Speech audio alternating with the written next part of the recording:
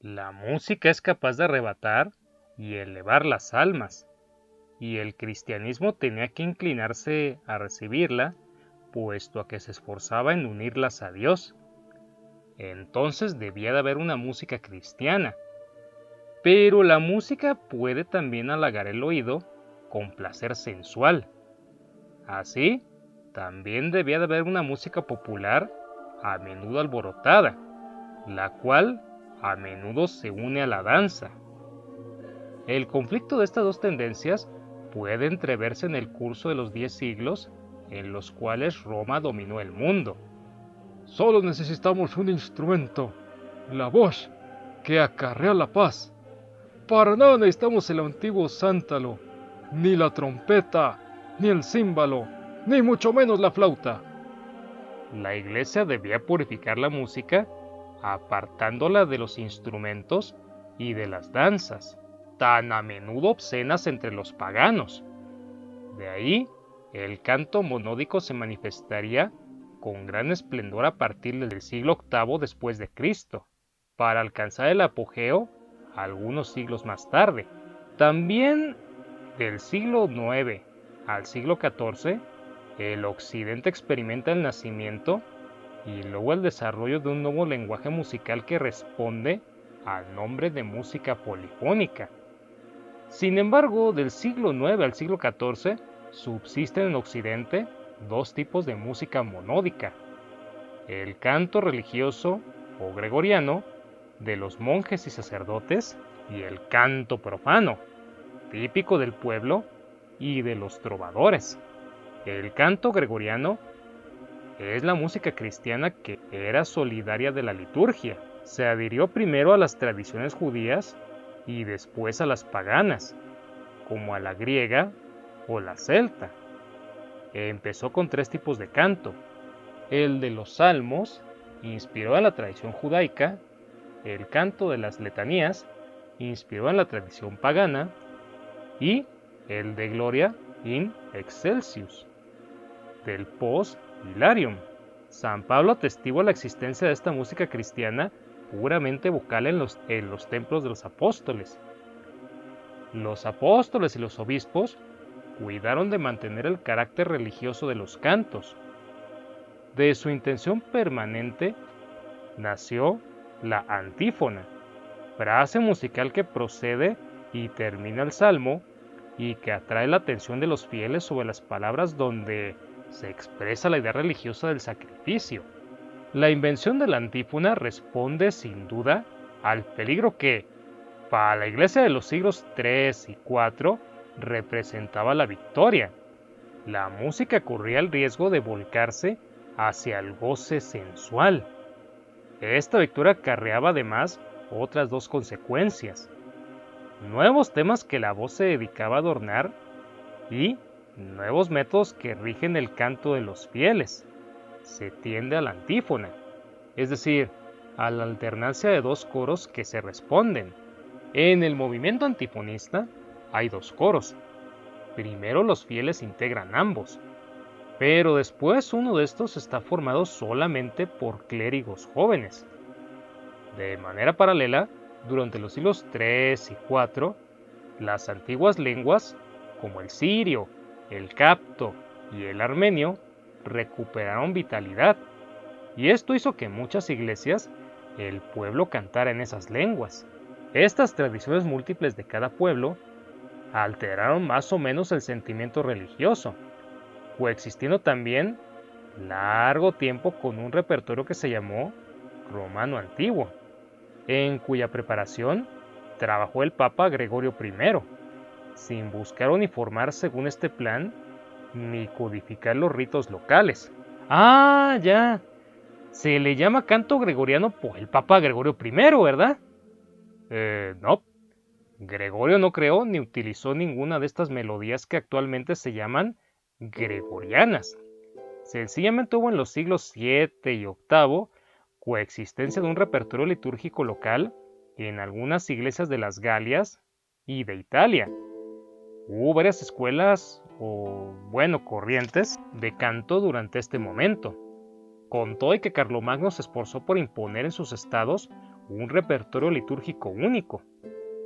A pesar de ello, el canto gregoriano experimentó desde el siglo VIII y hasta el siglo XII una época dorada y de crecimiento, la cual poco a poco se fue apagando hasta que el canto gregoriano comenzó a corromperse por el contacto con la música pagana.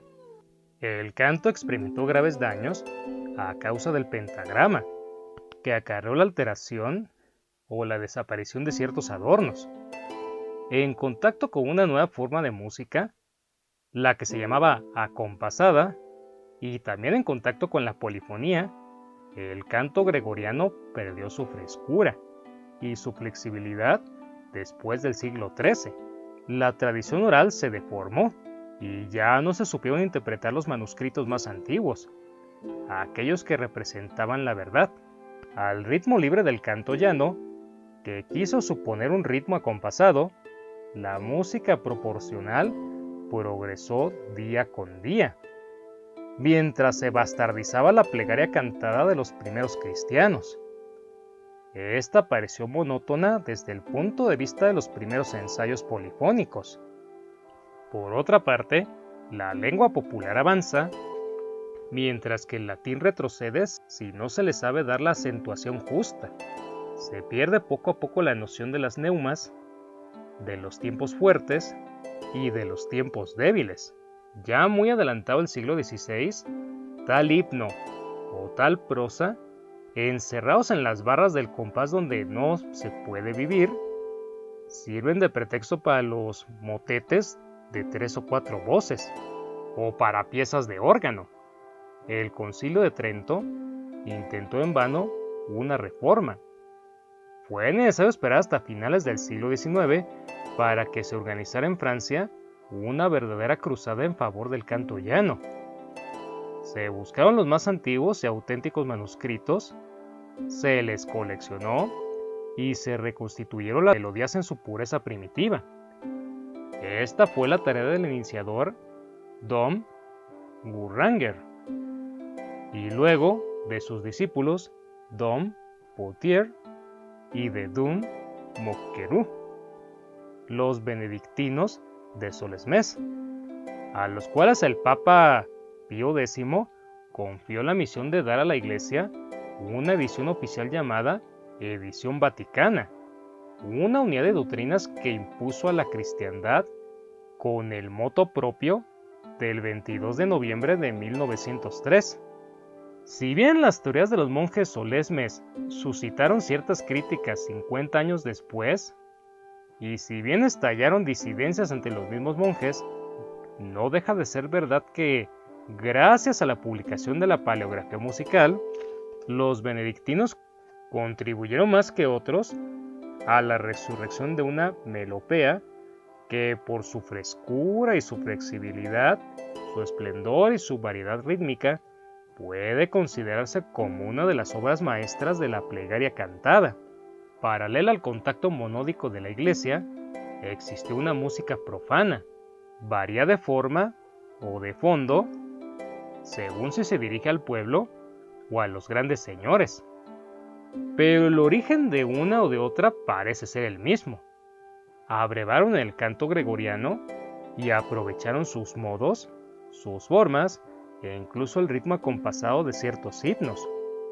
Algunas palabras en lengua vulgar reemplazaron aquí y allá el texto latino.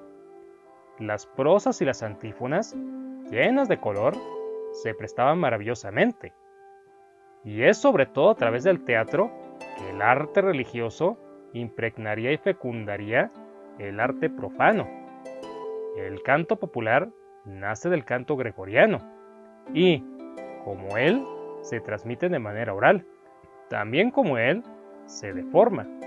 Pero, mientras que en el siglo IX los monjes copiaron el primero en sus manuscritos, el segundo encuentra escribas deseosos de fijar definitivamente por la escritura las canciones de parranda, de danza, etc., consideradas fútiles en aquel tiempo austero. La canción popular surgió de la iglesia y se desarrolló en el teatro. Mientras se representaban los misterios y se cantaban, ya simplificadas, las secuencias y los himnos cuyas palabras latinas se rellenaban con pasajes en lengua popular. Estos cantos rimados pasan de boca en boca. La melodía se transforma porque el texto no está ya en prosa, sino en verso. La cantilena popular, que se desarrolla todavía en el ambiente gregoriano, anuncia en los siglos IX y X la canción de parranda, la canción de danza, la canción de amor y las pastorelas.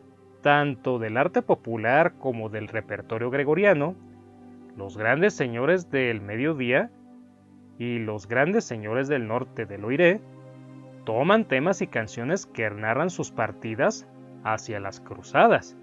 Van a pulir o a embellecer esos aires un poco rudos, o bien a crear junto a los primeros otros que tendrán una vena más delicada. El trovador y el trovero son poetas de versos y sonidos que encuentran o que improvisan, una forma de tropo cuyo ritmo musical parece gobernado por una alternancia regular de largas y breves. Suspiran por sus damas, rinden homenaje al soberano, cantan a su tierra natal y dicen gloria a Dios. Uno habla en lengua vulgar y otro en latín. A menudo se confía la música y los versos a un juglar, a un manistril.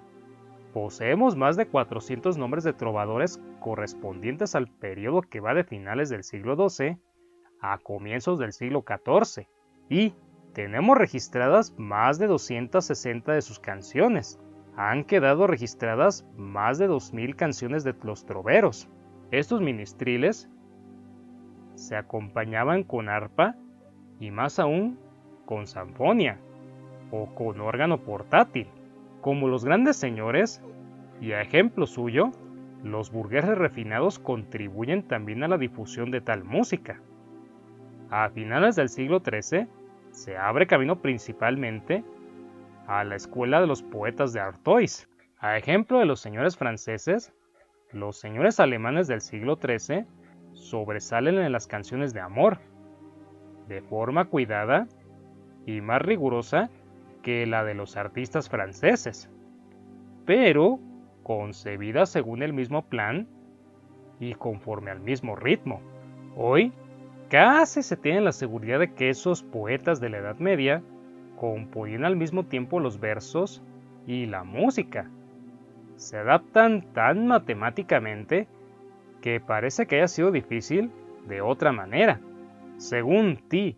Gerond, estas canciones se dividen de la siguiente manera: canciones con estribillo ligado a la melodía de la estrofa, canciones con estribillo diferentes para cada estrofa, canciones sin estribillo y canciones de forma fija. Del mismo modo, F.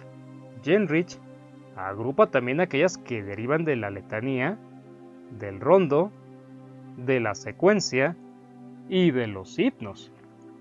A diferencia del gregoriano, que debía adaptarse a la prosa, la música profana hubo de estar constituida por el verso, donde existe la necesidad de traducir en música el ritmo de la poesía.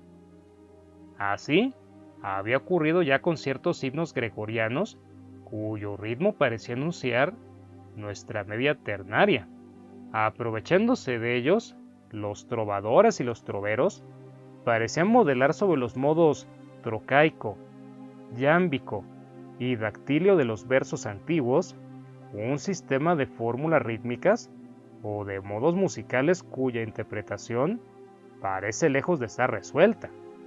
Si estos poetas músicos prepararon así el advenimiento de la música mesurada, ayudaron también a la eclosión de la tonalidad moderna del modo mayor, porque no temían introducir alteraciones en su texto musical y no retrocedían de manera alguna ante la sensible.